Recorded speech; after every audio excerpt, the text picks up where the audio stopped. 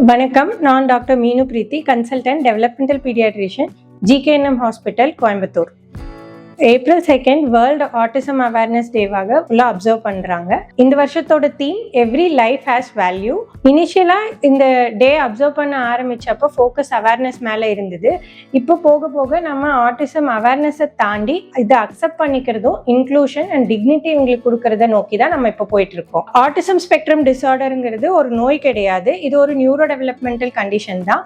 மூளை வளர்ச்சி வேறுபாடு அப்படின்னு தான் சொல்லலாம். இதனோட கோர் ஃபீச்சர்ஸ் என்னன்னு பார்த்தோம்னா, இதில் சோஷியலைசேஷன் அண்ட் கம்யூனிகேஷனில் கொஞ்சம் டிஃபிகல்ட்டிஸ் இருக்கலாம். இதோட சேர்ந்து கொஞ்சம் பிஹேவியர் ப்ராப்ளம்ஸும் இருக்கலாம். பிஹேவியர் ப்ராப்ளம்ஸ் அப்படின்னா சில சுபாவங்கள் திரும்ப திரும்ப பண்ணுற மாதிரி அண்ட் ஒரு சில விஷயங்கள்ல அவங்களுக்கு மிகுந்த ஆர்வம் இருக்கிற மாதிரி, சென்சரி டிஃப்ரென்சஸ் இதெல்லாமே இருக்கிற மாதிரி இருக்கலாம்.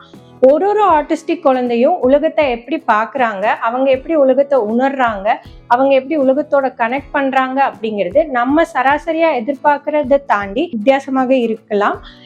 இந்த வித்தியாசங்கள் எல்லாமே வேறுபாடுகளே தவிர இது கண்டிப்பாக குறைபாடு அப்படின்னு அர்த்தம் கிடையாது. ஆட்டிசம் குழந்தைங்க ஒவ்வொருத்தரும் ஒவ்வொரு மாதிரி ப்ரெசென்ட் ஆவாங்க. அவங்க எந்த ஸ்டேஜில் இருக்காங்கிறத பொறுத்து, அவங்களுக்கு என்ன தேவைகள் இருக்குங்கிறத பொறுத்து சப்போர்ட்டும் அதுக்கு தகுந்த மாதிரி நம்ம ஏற்படுத்தி கொடுக்குறோம். ஒரு சில குழந்தைங்களுக்கு வாழ்நாள் முழுவதும் சப்போர்ட் தேவைப்படுற மாதிரி இருக்கலாம். ஆனால் ஒரு சில குழந்தைங்களுக்கு சராசரி மக்களை போலவே அவங்களுமே தனித்து எல்லாமே அவங்களே பண்ண முடிகிற மாதிரி இருக்கலாம்.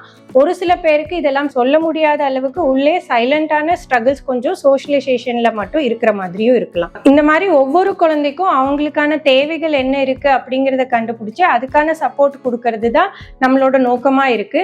இதுக்கான அடிப்படை என்னன்னா, நம்ம ஆரம்ப காலத்திலேயே இதை கண்டுபிடிச்சி சரியான நேரத்துல இந்த கைடன்ஸை நம்ம ஃபேமிலிக்கு கொடுக்கும்போது ஒவ்வொரு குழந்தையும் அவங்களோட ஃபுல் பொட்டன்ஷியல் அடையறதுக்கான ஸ்பேஸை நம்ம கிரியேட் பண்ணி தர முடியுது. ஆர்டிஸ்டிக் குழந்தைங்களுக்கு இந்த மாதிரி பல வித்தியாசங்கள் இருந்தாலுமே அவங்களுக்கு தனித்துவமான பல திறமைகளும் இருக்கு.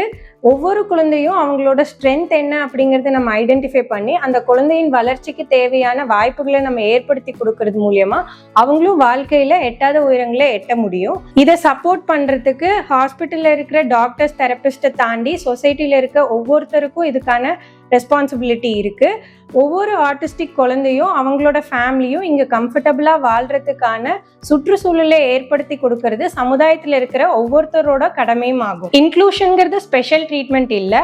ஆர்டிஸ்டிக் குழந்தைங்க ஒவ்வொருத்தரும் இந்த சமுதாயத்தோட ஒன்று சேர்ந்து ஒத்துமையா வாழ்றதுக்கு உரிமை இருக்குன்னு நம்ம ஏற்றுக்கொண்டு அதை செயல்படுத்துறது தான் ரியல் இன்க்ளூஷன். இந்த வேர்ல்டு ஆட்டிசம் அவேர்னஸ் டேல நம்மளோட டேக்அவே மெசேஜா ஆட்டிசம் லேபிள் பண்றதை விட்டுட்டு அவங்கள புரிஞ்சுக்க ட்ரை பண்ண ஸ்டார்ட் பண்ணணும். அவங்கள ஜட்ஜ்மெண்ட் பண்றதை விட்டுட்டு சப்போர்ட் பண்ண கற்றுக்கொள்ளணும். Understanding starts with listening, inclusion starts with acceptance. Every autistic child deserves both.